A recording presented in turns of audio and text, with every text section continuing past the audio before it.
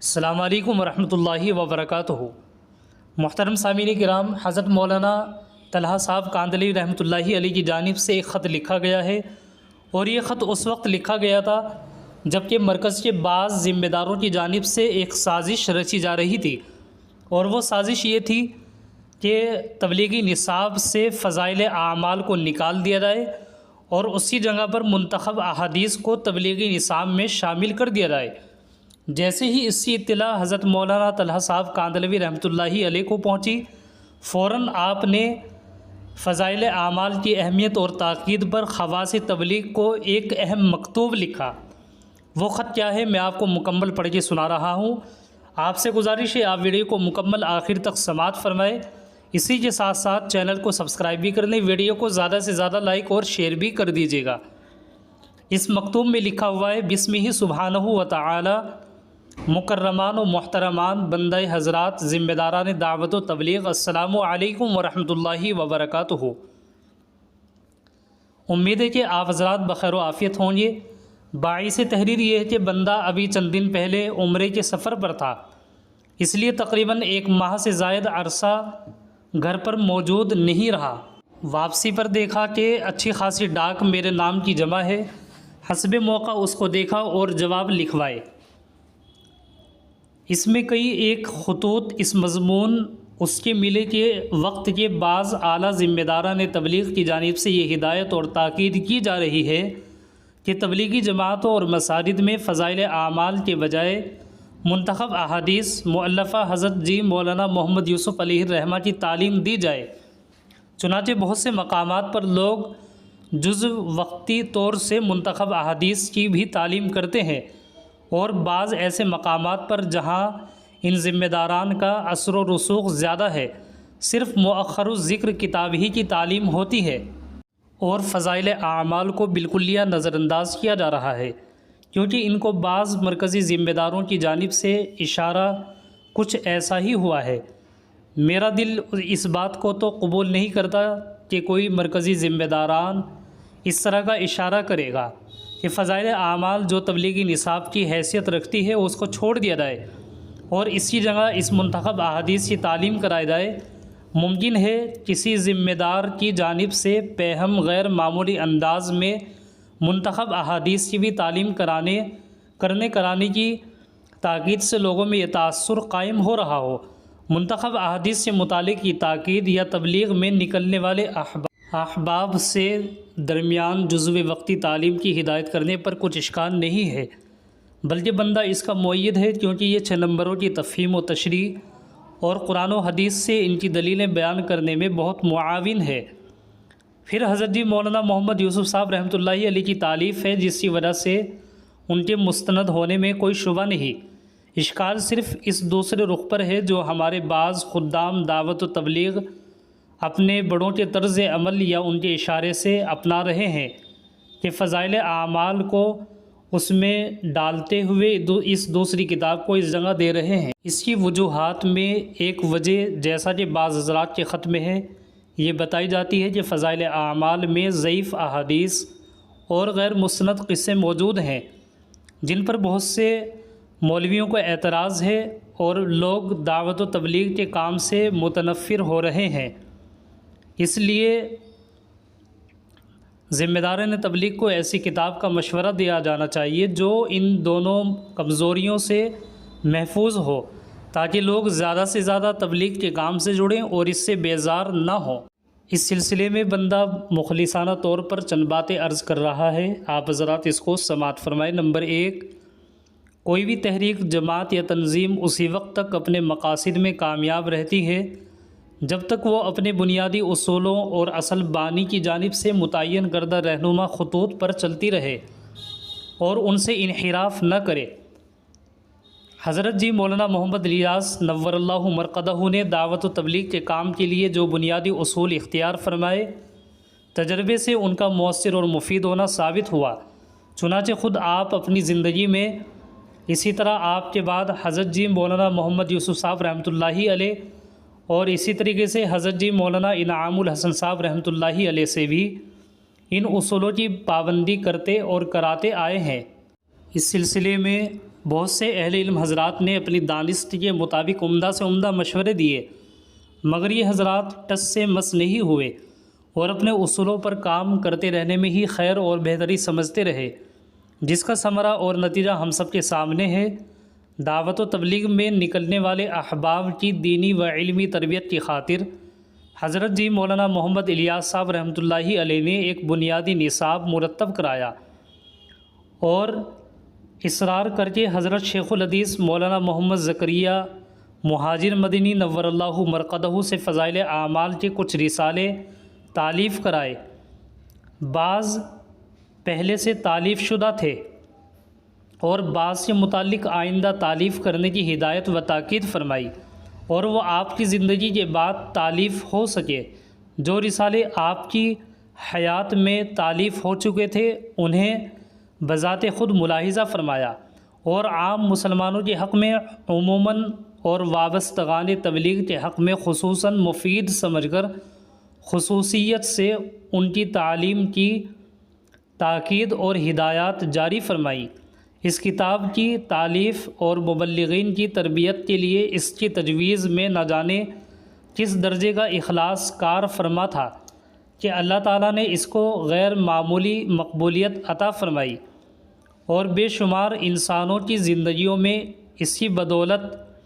صالح انقلاب آ گیا۔ حضرت جی مولانا الیاس ایک مکتوب میں حضرت شیخ رحمۃ اللہ علیہ کو لکھتے ہیں،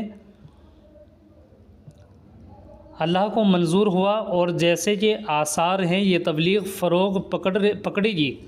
تو انشاءاللہ ہماری تصانیف اور فیوز ہندوستان ہی میں نہیں بلکہ عرب و عجم میں سیراب کریں گے۔ اللہ تعالیٰ تمہیں جزائے خیر دے۔ اکابر کے خطوط صفحہ نمبر 36۔ اسی طریقے سے حضرت جی مولانا الیاس رحمۃ اللہ علیہ کے بعد حضرت مولانا محمد یوسف رحمۃ اللہ علیہ کی خواہش پر بھی رسالے حضرت شیخ نے تالیف فرمائے۔ چنانچہ فضائل حج آپ ہی کے اصرار پر لکھی گئی۔ ایک صاحب کے خط کے جواب میں حضرت شیخ تحریر فرماتے ہیں، آپ کو غالباً اس کا علم نہیں کہ میں نے کوئی رسالہ اپنی خواہش سے نہیں لکھا، انہی لوگوں کے اصرار سے لکھے ہیں جو اس کام میں سرگرم رہے اور مرنے کے بعد مولانا الیاس صاحب رحمۃ اللہ علیہ سے اس کا مطالبہ فرما لیں، یا اب مولانا یوسف صاحب رحمۃ اللہ علیہ سے اس کا جواب طلب کر لیں کہ وہ کیوں ایسے شخص سے رسالہ لکھواتے ہیں جو تبلیغ میں نہیں نکلتا۔ اس میں بندہ آپ کا ہم خیال ہے کہ مجھے رسائل تصنیف نہیں کرنے چاہیے، مجھے خود اس میں بہت تعمل ہوتا ہے، مگر پہلے چچا جان کا ہمیشہ حکم رہا، اب تک بھی ان کی فرمائش کا ایک رسالہ باقی ہے جس کی اسی وجہ سے ہمت نہیں پڑتی۔ اس پر اضافہ یہ کہ مولانا یوسف صاحب رحمۃ اللہ علیہ کی مزید رسالوں کے احکام صادر ہوتے رہتے ہیں، کم از کم مولانا یوسف رحمۃ اللہ علیہ صاحب کو آپ تو روک ہی دیجئے کہ وہ آئندہ کسی رسالے کا حکم نہ فرما دیں۔ کتب فضائل پر اشکالات اور ان کے جوابات صفحہ 183۔ اسی طرح حضرت مولانا محمد الیاس رحمۃ اللہ علیہ کے دونوں جانشین حضرت جی مولانا یوسف، حضرت جی مولانا انعام الحسن رحمہ اللہ بھی ان کتب فضائل کی تعلیم کو بہتر اور مفید سمجھتے رہے اور کسی طرح کا اشکال انہیں پیش نہیں آیا، بلکہ جن حضرات کے اشکال ان کے سامنے آئے خوش اسلوبی سے ان کا جواب دے دیا، کیونکہ ان حضرات کی نظر میں بھی یہ کتاب تبلیغ کے بنیادی نصاب کا درجہ رکھتی ہے۔ حضرت جی مولانا محمد یوسف اپنے ایک مکتوب میں صاف طور سے تحریر فرماتے ہیں، حدیث شریف پڑھنے کے بعد 2-3 جملے ایسے کہہ دیے جائیں کہ اس سے عمل کا شوق و جذبہ ابھر آئے۔ حضرت شیخ الحدیث مولانا محمد زکریا صاحب رحمۃ اللہ علیہ کی تالیف فرمودہ فضائل قرآن مجید، فضائل نماز، فضائل تبلیغ، فضائل ذکر، فضائل صدقات حصہ اول و دوم،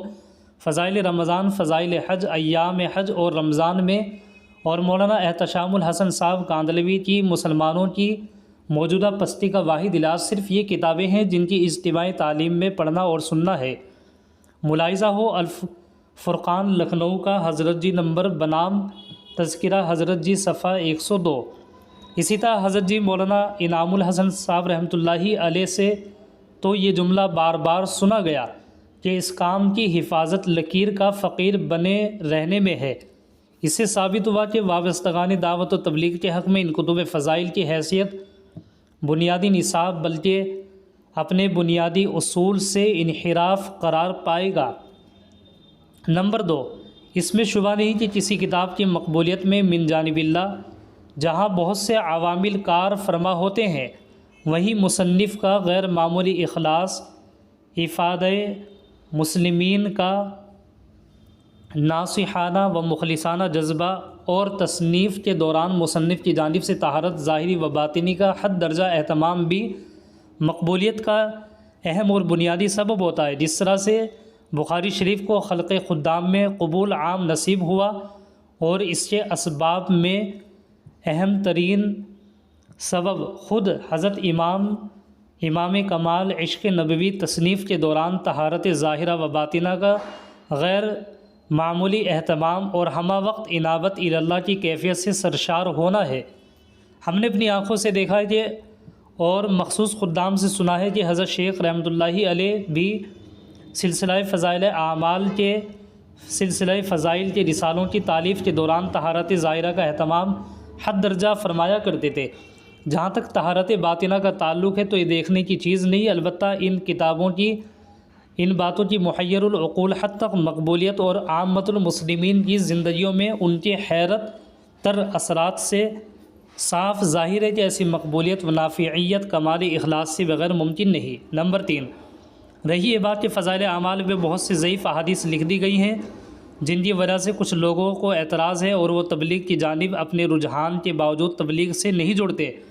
تو پہلی بات تو یہ ہے کہ ان کا اعتراض شاید غلط فہمی پر ہے، کیونکہ فضائل کے باب میں ضعیف حدیثوں کا قبول کیا جانا علماء امت کا صاف فیصلہ ہے۔ اسی تفصیل دیکھنی ہو تو مولوی عبداللہ معروفی کے رسالے فضائل اعمال پر اعتراضات ایک اصولی جائزہ میں دیکھیں۔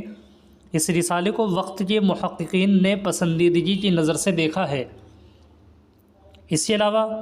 خود حضرت شیخ رحمۃ اللہ علیہ نے جا بجا اس حقیقت کو بیان فرمایا ہے۔ فضائل نماز صفحہ نمبر 96 میں لکھتے ہیں، آخر میں اس امر پر تنبیہ ضروری ہے کہ حضرات محدثین رضی اللہ عنہم اجمعین کے نزدیک فضائل کی روایات میں توسع ہے اور معمولی ضعف قابل تسامح۔ باقی صوفیہ کرام رحمہم اللہ کے واقعات تو تاریخی حیثیت رکھتے ہی ہیں اور ظاہر ہے کہ تاریخ کا درجہ حدیث کے درجے سے کہیں کم ہے۔ ایک جگہ فرماتے ہیں، اگرچہ محدثانہ حیثیت سے ان پر کلام ہے لیکن یہ کوئی فقہی مسئلہ نہیں جس میں دلیل اور حجت کی ضرورت ہو۔ مبشرات اور منامات ہیں۔ فضائل درود صفحہ 56۔ معلوم ہوا کہ حضرت شیخ رحمۃ اللہ علیہ کے سامنے وہ تمام پہلو موجود تھے جن پر اعتراض کیا جا رہا ہے، اور شیخ نے بصیرت کے ساتھ اور دلیل کی بنیاد پر وہ سب کچھ شامل کتاب فرمایا ہے جس پر اعتراض کیے جا رہے ہیں۔ یہی نہیں بلکہ حضرت شیخ رحمۃ اللہ علیہ اپنی جلالت شان کے باوجود صرف ایک مرتبہ لکھ لینے میں کو کافی نہیں سمجھتے تھے، بلکہ اپنے مسودہ کو اہتمام سے دوسرے علماء کو بھی دکھاتے تھے۔ مثلا حضرت مولانا اسعد اللہ صاحب ناظم مدرسہ مظاہر العلوم و خلیفہ حضرت تھانوی رحمۃ اللہ علیہ اور حضرت مولانا قاری مفتی سعید احمد اجراڑوی مفتی مظاہر علوم حضرت شیخ رحمۃ اللہ علیہ ایک مکتوب میں ضعیف حدیثوں کی حیثیت اور اپنے طریقہ تعلیف پر روشنی ڈالتے ہوئے تحریر فرماتے ہیں، فضائل کی روایات کے متعلق اصولاً یہ ذہن میں رہے کہ فضائل میں معمولی ضعیف قابل اغتفار ہے، اس لیے جن روایات کا ذکر کیا گیا ہے ان میں اس اصول کی رعایت کی گئی ہے، اور جن روایات پر کسی نے کلام کیا ہے اس کو ظاہر کر کے اس کے انجبار ضعف کی دلیل بھی ظاہر کر دی گئی۔ اس چیز کا تعلق چونکہ عوام سے نہیں تھا بلکہ اہل علم سے تھا، اس لیے اس کو عربی میں لکھا کہ عوام کی عقول سے یہ چیزیں بالاتر تھی۔ اگر جناب کے خیال میں ایسی روایات ہوں جن کا ضعف ناقابل انجبار ہو تو بے تکلف نشاندہی فرما دیں، غور کے بعد ان کو حذف کیا جا سکتا ہے۔ اس ناکارے نے تو اس میں صرف اپنی رائے پر مدارانہ رکھا تھا، بلکہ متعدد اہل علم بالخصوص مولانا اسعد اللہ صاحب ناظم مدرسہ اور قاری سعید احمد صاحب مفتی مدرسہ حرفاً ان پر اولاً نظر ثانی کرائی تھی، اور جن چیزوں پر ان میں سے کسی نے بھی گرفت کی ان کو قلم زد کر دیا تھا۔ اسی بنا پر ان میں سے ہر رسالے میں تقریباً ایک ربع یا ایک خمس کے قریب اصل مسودہ اصل مسودے سے کم ہے۔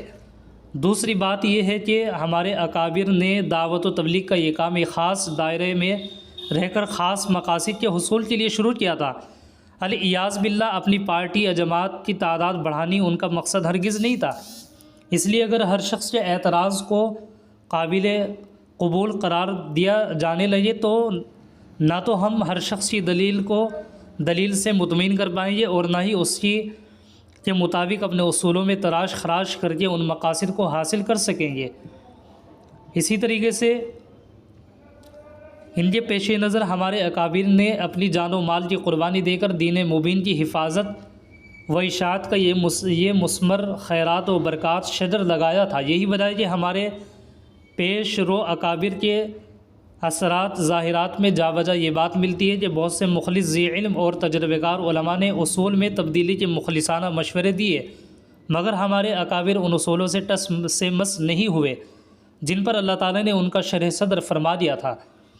حضرت شیخ الحدیث حضرت مولانا محمد یوسف صاحب اور حضرت مولانا انعام الحسن رحمۃ اللہ علیہ سبھی حضرات کے علم میں منتخب احادیث تھی۔ اگر اس پالیسی کے مطابق جس کا تذکرہ حضرت مولانا یوسف صاحب رحمۃ اللہ علیہ نے اپنی آخری وقت میں کیا تھا کہ پالیسی طے ہو چکی ہے، اس کتاب میں اجتماعی تعلیم میں پڑھنا ہوتا تو اس پر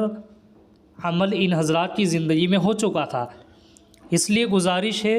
کہ کسی کے اعتراض کی پرواہ کیے بغیر اس نصابی تعلیم کو اس کی تو باقی رکھیں اور اس کی جانب سے بیزاری کی فضا ہرگز نہ بننے دیں۔ اس کی جانب سے بے اعتنائی تحریک تبلیغ کے نقصان دہ ہوگی، بلکہ اگر کسی طرف سے اس طرح کی بات معلوم ہو تو بروقت اس کا تدارک کرنے کی صحیح کرے، اسی میں انشاءاللہ خیر ہوگی۔ اور اب تک کا تجربہ بھی یہی ہے۔ رہی یہ بات کہ منتخب احادیث کی، تو وہ بے شک ایک مفید کتاب ہے، اس کو مبلغین حضرات اپنے مطالعے میں رکھیں اور جب تک تبلیغ میں نکلیں تو 6 نمبروں کے مذاکرے کے طور پر جزو وقتی تعلیم اس کی بھی کریں۔ پورے طور پر اس کو نصابی کتاب کا درجہ دینے کی کوشش نہ کریں۔ اکابر تبلیغ کی منشا اور مذاق کی پاسداری میں ہی خیر ہے۔ بندہ محمد طلحہ کاندلوی، سہارنپور، یوپی، انڈیا۔ یہ تھا مکمل خط جو میں نے آپ حضرات کو سنایا ہے۔ آپ اس کو زیادہ سے زیادہ آگے شیئر بھی کر دیجیے گا اور کمنٹس میں اپنی رائے کا اظہار بھی ضرور کیجیے گا۔ اللہ تعالی ہم سب کو صحیح عقل سلیم عطا فرمائے اور ہم سب کو اللہ تعالی اس طریقے کے فتنوں سے بچائے اور صراط مستقیم پر چلنے کی توفیق عطا فرمائے۔ السلام علیکم ورحمۃ اللہ وبرکاتہ۔